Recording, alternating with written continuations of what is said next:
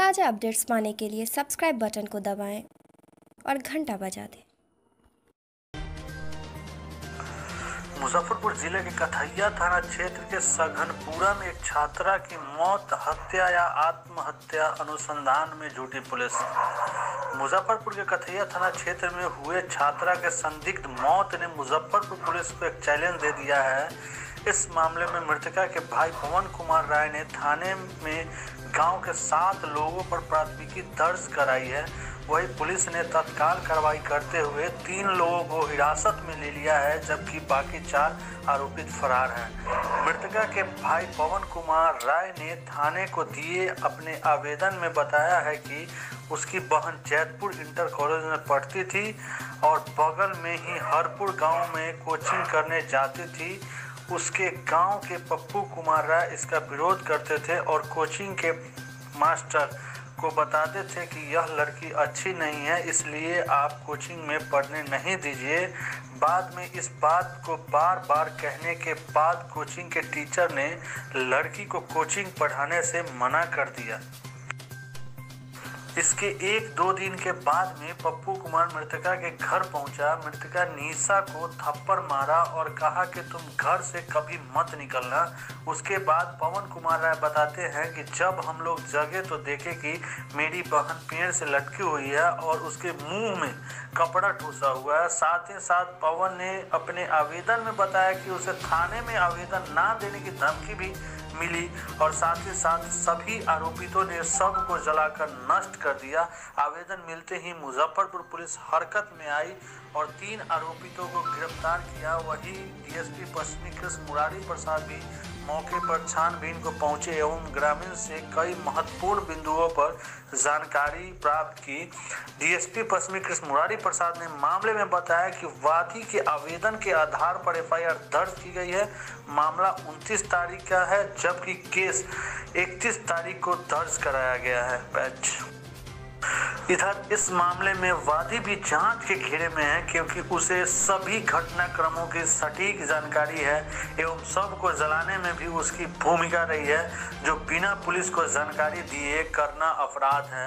वही पुलिस अभी आगे की जांच में जुटी हुई है। जो भी तथ्य सामने उभर कर आएंगे उसके आधार पर आगे की कार्रवाई की जाएगी। हालांकि पूरे मामले में पुलिस भले ही जांच की बात कहती हो, लेकिन जिस तरह मृतका के शव को बगैर पोस्टमार्टम कराए जलाया दिया गया है, उससे बहुत साक्ष्य मृतका के साथ ही दफन हो गए हैं। एक दैनिक अखबार ने इस मामले में मृतका के साथ बलात्कार की खबर छापकर पूरे मामले की जांच को उलझा कर रख दिया है। जब ग्रामीणों ने इस मामले में पूछताछ की गई तो ग्रामीण अशोक ने बताया कि मामला पूरी तरह प्रेम प्रसंग का है। मृतका का पड़ोसी के गांव के युवक के संग प्रेम चल रहा था। परिजनों ने इस मामले में डांट फटकार की थी। बाद में शव के अंतिम क्रिया में परिजनों के साथ मृतका के भाई के ससुराल वाले भी शामिल थे। बाद में भाई ने अपने ससुराल वालों के दबाव में यह केस दर्ज कराया। केस घर के नजदीकी लोगों के खिलाफ ही दर्ज कराया गया है।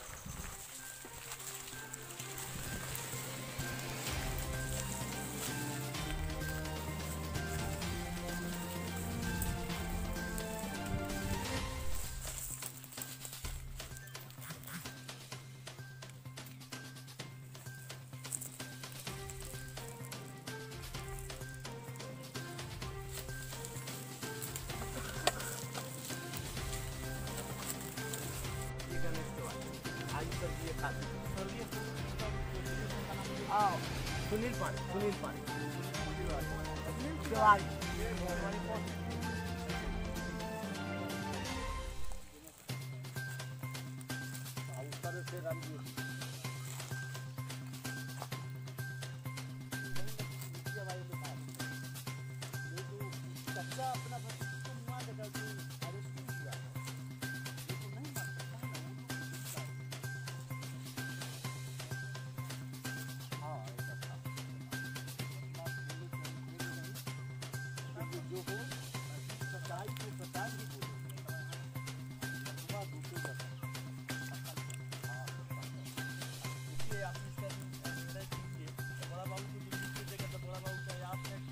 मजबूरी है ना, जो लिख कर देगा उसके कर रहे हैं, सिंपल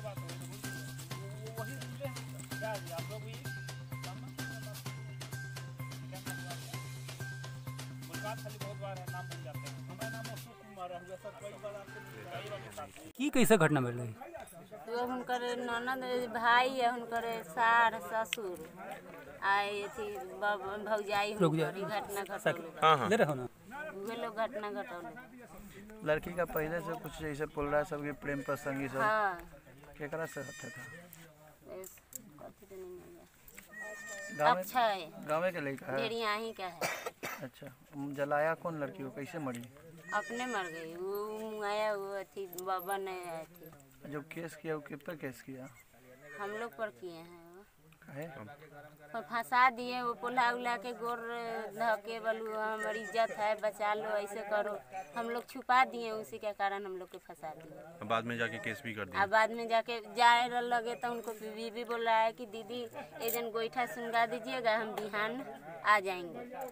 किसके कहना पे वो केस किया? अब किसके कहना पर किया सो तब उसको वो जानने गए। उनकर ससुर सास ससुर बुला के ले गेला, उहे लोग कहला। नाम का तुम्हारा? पति के नाम? राजन राय। FIR 31 तारीख के रात में बबन राय के द्वारा दर्ज किया गया है।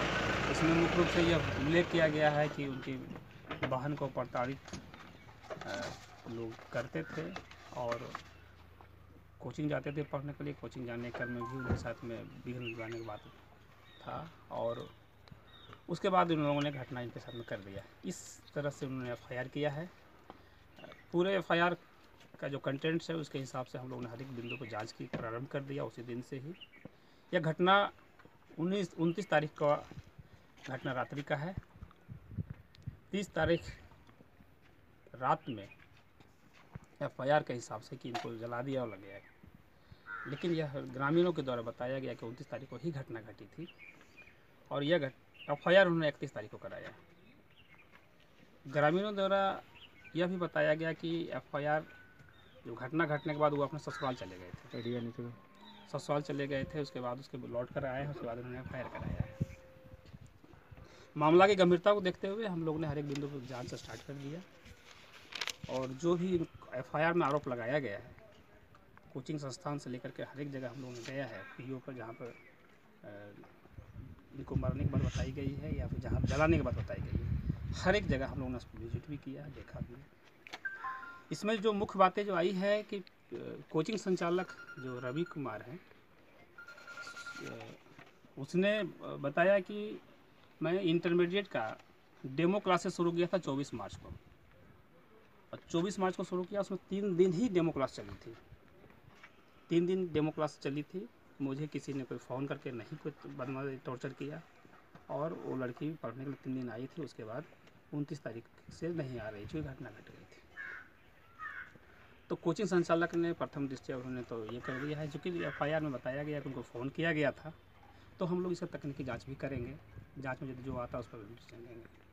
दूसरी बिंदु यह है कि इनको मार पीट करके जला दिया गया है, तो इस पर 2 बातें छनकर आई है। एक बात यह कि लड़की किसी के साथ में प्रेम प्रसंग में थी और उस कारण से लोग उनको ताना कसते थे, इस कारण से उसने सुसाइड कर ली है, जहाँ पर कि सिसवानी पेड़ जहाँ की आप लोगों ने देखा है।